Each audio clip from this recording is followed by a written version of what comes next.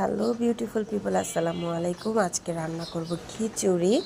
তো মশলাটা ফার্স্টে মাখিয়ে নিচ্ছি। ওইদিকে আমি পেঁয়াজ কড়াইয়ে ভাজতেও দিয়ে দিয়েছি। তো পেঁয়াজটা ভাজা হয়ে গেলে আমি মশলাগুলো দিয়ে ভালো মতো কষিয়ে নিব। এরপর কিছু পুঁই শাকের পাতা ছিঁড়ে নিচ্ছি। বারান্দায় এরকম পুঁই শাকের একটা গাছ থাকলে বাচ্চাদের খিচুড়িতেও ব্যবহার করা যায়, বড়দের খিচুড়িতেও দেওয়া যায়। এটা একটা ফ্লেভার অ্যাড করে। তো আমি চাল ডাল আগে থেকে ধুয়ে ভিজিয়ে রেখেছিলাম, সেগুলো দিয়ে দিলাম এবং সাথে আলু আর পেঁপে দিয়ে দিলাম। এগুলো আমি ভালো করে ভেজে নিব। ভাজা শেষ হয়ে গেলে তারপর আমি শাকটা অ্যাড করব, যেহেতু শাক কমে যাবে এমনিতেই, ওটা সেদ্ধ হতে বেশি সময় লাগবে না। তো ভালো করে নাড়াচাড়া করে মিশিয়ে নিব। তারপর দিয়ে দিলাম শাক।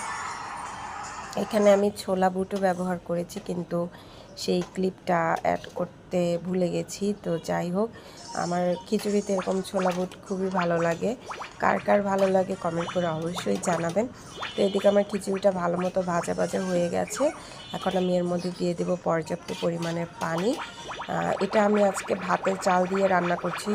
এর আগে আমি ভাতের চালটা অনেকক্ষণ পানিতে ভিজিয়ে রেখেছিলাম নরম হওয়ার জন্য। তো আগে থেকে ভাতের চালটা ভিজিয়ে রাখলে খিচুড়িটা রান্না করতেও খুব তাড়াতাড়ি সময় নেয় এবং খুবই ঝরঝরা হয়। তো এই যে আমার খিচুড়িটা অলরেডি হয়ে গেছে, দেখেন কি সুন্দর ঝরঝরা হয়েছে। এরপর আমি ধনেপাতা ছিটিয়ে নামিয়ে নেব। ব্যাস, ভালো থাকবেন সবাই। এই ছিল আজকের ভিডিও। Thanks for watching.